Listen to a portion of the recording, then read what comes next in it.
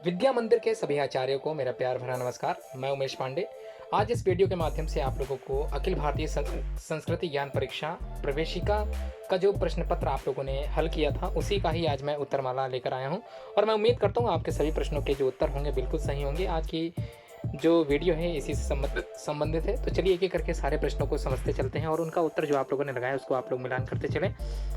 तो यहाँ पर जो सबसे पहला जो प्रश्न पूछा गया था आप लोगों से, अवंतिका जो कि उज्जैन है, ये किस नदी के तट पर स्थित है?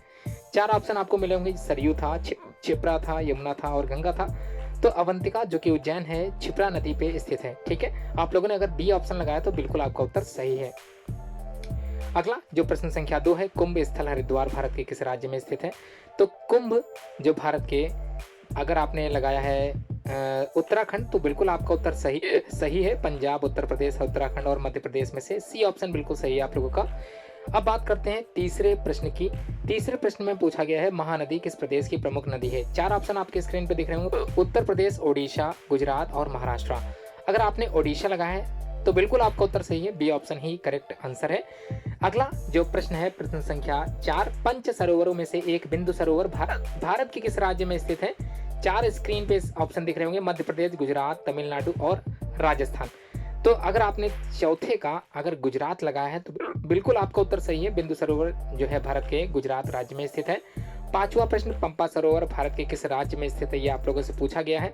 तो पंपा सरोवर भारत के जो ऑप्शन दिए गए हैं, गुजरात, कर्नाटक, आंध्र प्रदेश और केरल। तो इसमें से अगर आपने कर्नाटक लगाया है तो आपका उत्तर बिल्कुल सही है। कर्नाटक ही इस प्रश्न का उत्तर है।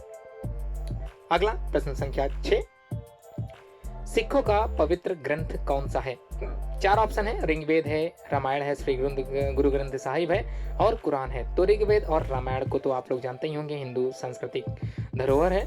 कुरान मुस्लिम कालीन जो है दिया गया है, कुरान उनका जो है प्रमुख ग्रंथ है। और जो बचा है श्री गुरु ग्रंथ साहिब, ये सिखों का ही पवित्र ग्रंथ है। तो ऑप्शन सी अगर आपने लोगों ने लगाया बिल्कुल सही लगाया। सातवां प्रश्न पूछा जो गया रहा है यहाँ पर, उस प्रसिद्ध ज्योतिर्लिंग का नाम बताइए जो प्रतिवर्ष 6 मास बर्फ से ढका रहता है। चार ऑप्शन, केदारनाथ, बद्रीनाथ, अमरनाथ और जगन्नाथ। तो सातवें का अगर आप लोगों ने ए लगाया है उत्तर केदारनाथ, बिल्कुल आपका उत्तर सही है। आठवां प्रश्न है, विष्णु रूप बालाजी की प्रतिमा भारत के किस स्थान पर है?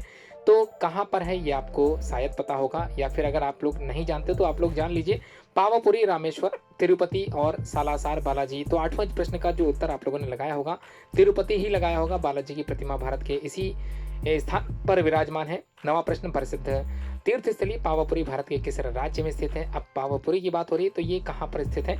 गुजरात, महाराष्ट्र, उत्तर प्रदेश या फिर बिहार। तो अगर आपने उत्तर डी लगाया है बिहार, तो बिल्कुल आपका उत्तर सही है, पावापुरी जो कि बिहार में स्थित है, बिल्कुल सही आपका उत्तर है। प्रश्न संख्या 10 देख लेते हैं, प्रसिद्ध तीर्थ स्थल अमरनाथ भारत के किस राज्य में स्थित है? पंजाब, महाराष्ट्र, राजस्थान या फिर जम्मू कश्मीर। तो देखिए यहाँ पर आप लोग जानते ही होंगे, अमरनाथ भारत के जम्मू कश्मीर राज्य में स्थित है। अगला जो 11वां प्रश्न है, प्रभु श्री राम ने लंका विजय हेतु किनकी पूजा करके सेतु निर्माण कार्य किया था? तो किनकी पूजा की थी? ज्ञात होगा आप लोगों को, भगवान शंकर की। अगर आपने उत्तर ए लगाया है तो बिल्कुल आपका उत्तर सही है। अगला देखते हैं, दक्षिण में भारत माता के चरण धोने वाला महासागर कौन सा है?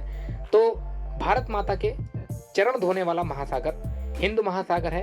12वें का अगर आपने सी लगाया है तो बिल्कुल आपका उत्तर सही है। भारत की पवित्र नदी सिंधु किस सागर में जाकर मिलती है? तो 13 प्रश्न का जो उत्तर आप लोगों ने लगाया होगा वो क्या लगाया है, चलिए मैं एक करके ऑप्शन बता देता हूँ। अरब सागर, गंगा सागर, हिंदू सागर और गंगोत्री।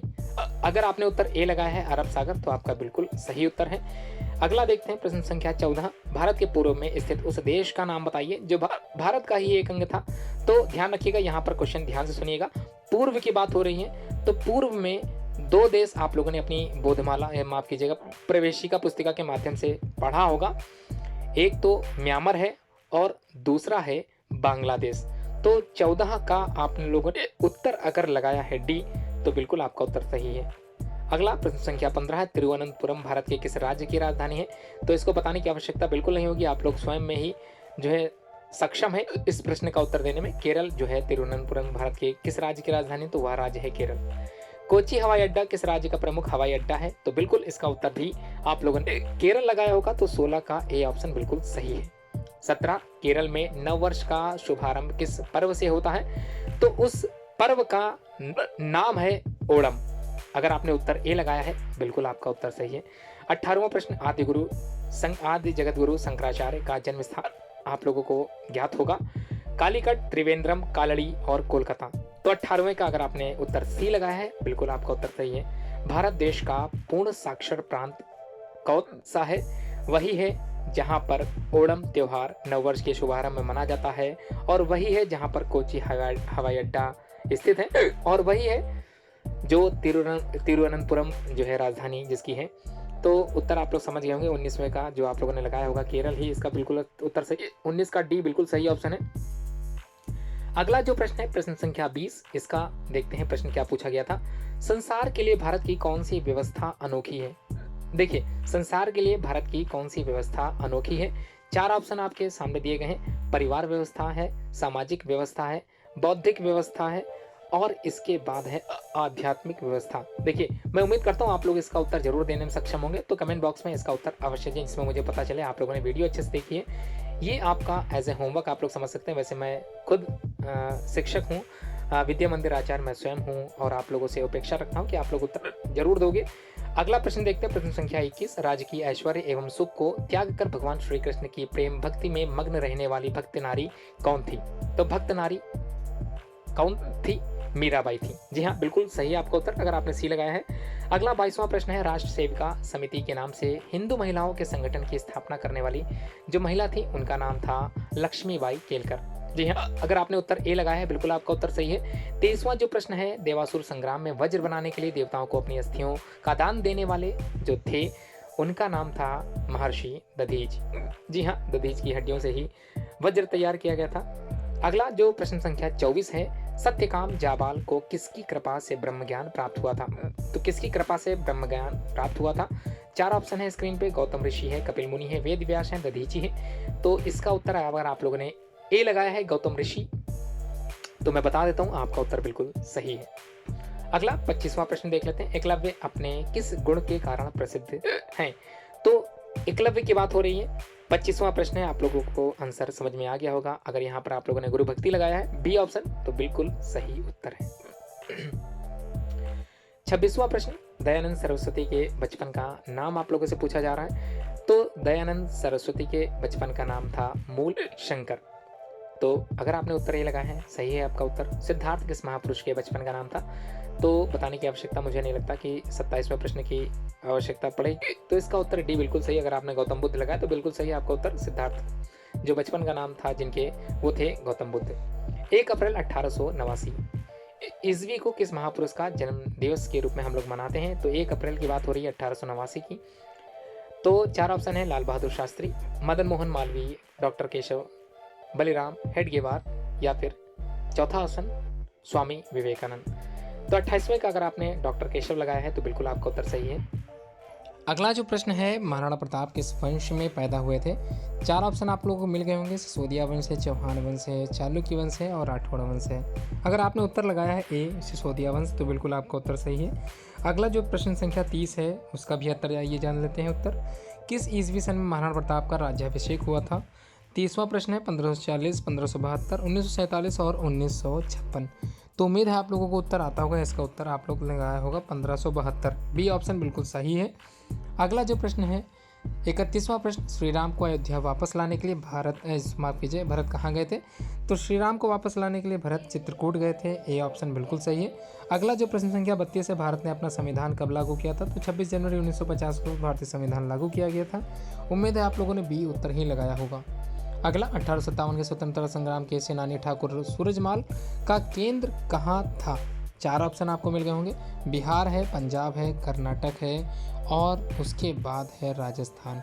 तो 33 का जो आप लोगों ने उत्तर लगाया होगा वो है डी राजस्थान।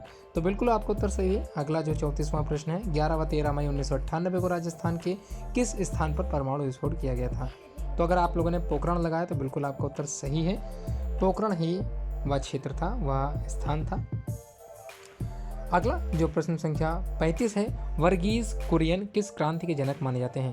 तो वर्गीज कुरियन जो जनक माने जाते हैं वो ऑप्शन बी है, दुग्ध क्रांति के जनक माने जाते हैं। अगला जो 36वां प्रश्न है, अक्षय वट वृक्ष किस नगर में स्थित है? तो अक्षय वट वृक्ष की बात हो रही है। 4 ऑप्शन आपको मिले हैं, तीर्थराज, प्रयाग, काशी, वृंदावन और मथुरा।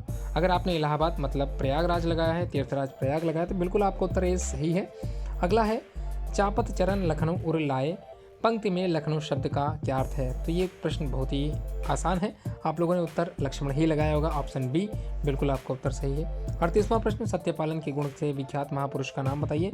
तो सत्य के जो पालनकर्ता कहलाए हैं उनका नाम था हरिश्चंद्र, तो सी ऑप्शन आप लोगों ने बिल्कुल सही लगाया होगा। 38वें का है सी। 39 देख लेते हैं। केरल के नंबूदरी ब्राह्मण किसके पुजारी कहे जाते हैं? तो अगर बात करें केरल के, तो नंबूदरी जो ब्राह्मण होते हैं पुजारी कहलाते हैं, वो होते हैं बद्रीनाथ के। ठीक है, ए ऑप्शन है बिल्कुल सही आप लोगों ने लगाया होगा। अगला जो 40वां प्रश्न है, उम्मीद है आप लोगों को ये भी आता होगा। सूर्य के मकर राशि में प्रवेश करने पर दक्षिण भारत में मुख्य रूप से कौन सा त्यौहार मनाया जाता है? 4 ऑप्शन, दीपावली, छठ पूजा, मकर संक्रांति और पोंगल। तो अगर आप लोगों ने उत्तर डी लगाया है क्योंकि दक्षिण त्यौहार की बात की जा रही है, तो पोंगल बिल्कुल सही उत्तर है। तानसेन के बचपन का नाम पूछा गया है। केशव बिल्कुल नहीं हो सकता, मनु बिल्कुल नहीं है, राम तनु ही बिल्कुल सही उत्तर है। अगर आपने सी ऑप्शन लगाया तो बिल्कुल आपका उत्तर सही है। 42वां प्रश्न देख लेते हैं। भारत सरकार ने दादा साहब फाल्के पुरस्कार की स्थापना किस सन में की थी? तो दादा साहब फाल्के पुरस्कार, पहला ऑप्शन 1984, दूसरा 1992, तीसरा 1969 और चौथा है 1980। तो आप लोगों को ज्ञात होगा 1969, यही उत्तर बिल्कुल सही है, सी ऑप्शन बिल्कुल सही है। महात्मा कबीर ने गुरु का स्थान सबसे ऊंचा माना है, किससे ऊंचा माना है? माता से, पिता से, भगवान से या परलोक से? तो आप लोगों के श्लोक इनका याद होगा, इनका जो दोहा था वो जरूर याद कीजिए। तो बलिहारी गुरु आपने गोविंद देव बताए, तो याद आ गया होगा आप लोगों को दोहा, तो भगवान से भी बढ़ के माना है। प्रश्न 44, घर का मुखिया किसके पैर धोता था? तो ब्राह्मणों के पैर धोता था घर का मुखिया। 45वां प्रश्न, गणगौर राजस्थान में कब मनाया जाता है? तो अगर आपने उत्तर बी लगाया है, चैत्र शुक्ल तृतीया, तो बिल्कुल आपका उत्तर सही है। 46वां प्रश्न, कबूतर की रक्षा हेतु अपने शरीर का मांस काटकर दान देने वाले जो राजा थे उनका नाम था क्या? महर्षि दधीची, कर्ण, राजा शिवी या फिर भरत? तो अगर आपने उत्तर सी लगाया है राजा शिवी, तो आपका उत्तर बिल्कुल सही है। 47वां प्रश्न देख लेते हैं। जिस दिन चंद्रमा की एक कला दिखाई देती है उस दिन को क्या कहते हैं? अगर आप लोगों ने बोधमाला कक्षा 7, 8, 9 और 10 की पढ़ी है तो इसका उत्तर आप लोग देने में सक्षम हैं। इसका उत्तर कमेंट बॉक्स में आप लोग जरूर कमेंट करके बताएं। आप लोगों को मैंने आज के इस टास्क में 2 क्वेश्चन दिए हैं जो आप लोगों को बताना है। उम्मीद करता हूँ आप लोगों को दोनों का उत्तर आता होगा और कमेंट बॉक्स में उन दोनों का उत्तर जरूर बताएं। अगला देख 48वां प्रश्न, इंद्रधनुष हम कब देखते हैं? तो इंद्रधनुष देखिए, यहाँ पर 2 ऑप्शन थोड़ा कंफ्यूज कर देंगे, एक तो है दिन और दूसरा है दोपहर। तो आप लोग डी वाला उत्तर ही चुनाव करें, दोपहर ही ज़्यादा मोस्ट सूटेबल उत्तर है। अगला 49वां प्रश्न है, चर्म रोग नाशक कौन सी वनस्पति हो सकती है? तो कौन सा पौधा चर्म नाशक हो सकता है, मतलब स्किन डिजीज से रिलेटेड जो स्किन के ऊपर लगाते हैं? तो याद होगा आप लोगों को हल्दी, अशोक, नीम, केला में से नीम बिल्कुल सही उत्तर है। अगर आपने सी लगाया है तो आपका उत्तर बिल्कुल सही है। अंतिम प्रश्न देख लेते हैं। जीन्स के संश्लेषणकर्ता माने गए हैं कौन? डॉक्टर चंद्रशेखर वेंकटरमन, जगदीश चंद्र बसु, डॉक्टर हरगोविंद खुराना या फिर मेघनाथ साहा? तो अगर आपने उत्तर हरगोविंद खुराना लगाया तो आपका उत्तर बिल्कुल सही है। उम्मीद है आप लोगों ने वीडियो पूरी अंत तक देखी होगी, सारे उत्तर आप लोगों ने अपने अच्छे से मिलान कर लिए होंगे। जो भी आप लोगों ने गलती की होगी उस पर आप लोग जरूर विचार करेंगे और आने वाली वीडियोस को देखने के लिए चैनल को सब्सक्राइब करना बिल्कुल मत भूलें और बेल आइकन जरूर प्रेस करें और कोशिश करें इस तरह के जो चैनल्स हैं जिसमें विद्या भारती से संबंधित जो भी वीडियो मैं लेके आता हूँ आप लोग बच्चों तक जरूर शेयर किया कीजिए। धन्यवाद।